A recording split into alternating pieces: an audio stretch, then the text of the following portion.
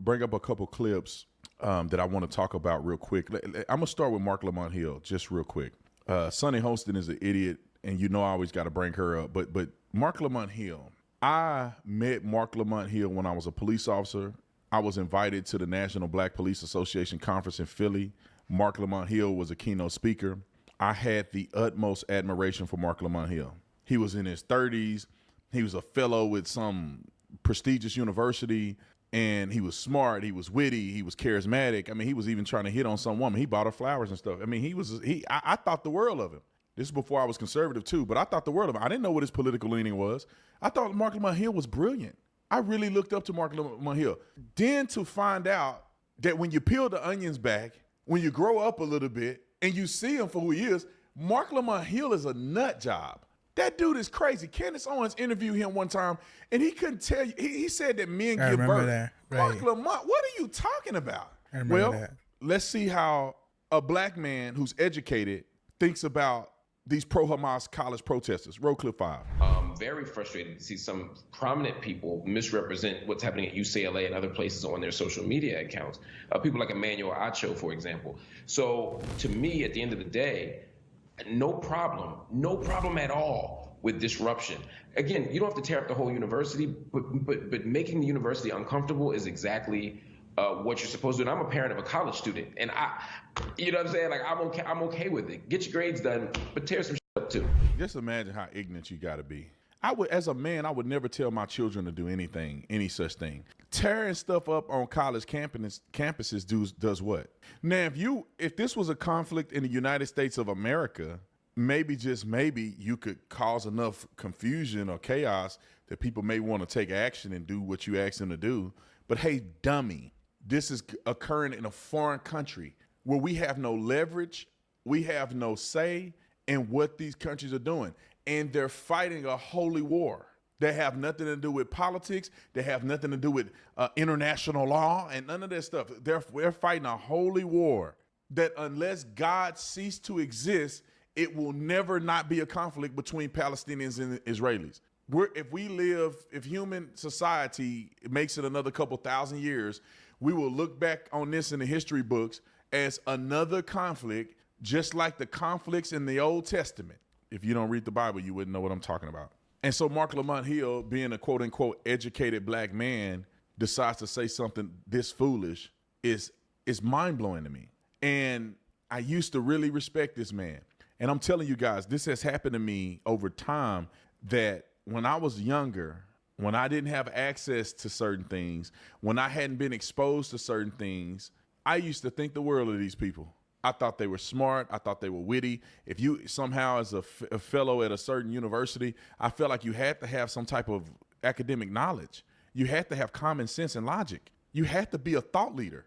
Now I realize it's all bullcrap, man. These people are stupid in 3 left shoes. You can get on your knees and, let me not say that. I'm trying to be a good Christian on the radio. You can sleep your way to the top and people will praise you as if you earned it. Kamala Harris. How has Kamala Harris had any real job in her life? Listen to how she talked. Either she hitting coke every day and her mind is fried, or she's been this stupid the whole time. She's been the prosecutor in California, what was she, Secretary of State? I don't know what position she held in California. I gotta look it up. Well, either way it goes, she too stupid to hold any of those positions. So she either been stupid the whole time, or when we didn't, Joe, she just snorting coke ever since then. And now I'm brain fried and she talking circles.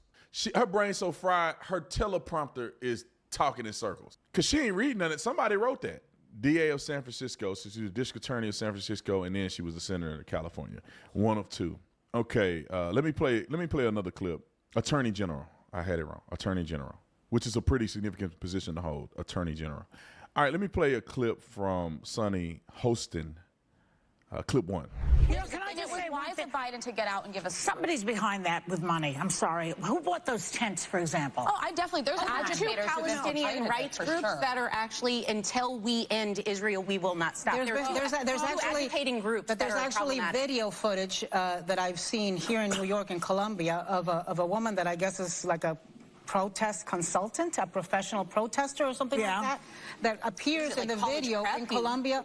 No, she basically has shown up in many protests that have occurred, and she knows how to make them more effective. She knows how to... But there are also anti-protesters that have come in and caused violence to these encampments. Let's not forget that part of the story. That part... You know what? There's a lot of parts to the story. Can I just also say this? Let's also remember that these kids that are protesting are kids that grew up with active fire drills, and for them to be subjected to the type of police violence that we are seeing on the nightly there are also news students is that something can't also across campus. But it's also the something antithesis to recall. of freedom of speech is threatening someone. They have to say what you believe to cross the campus.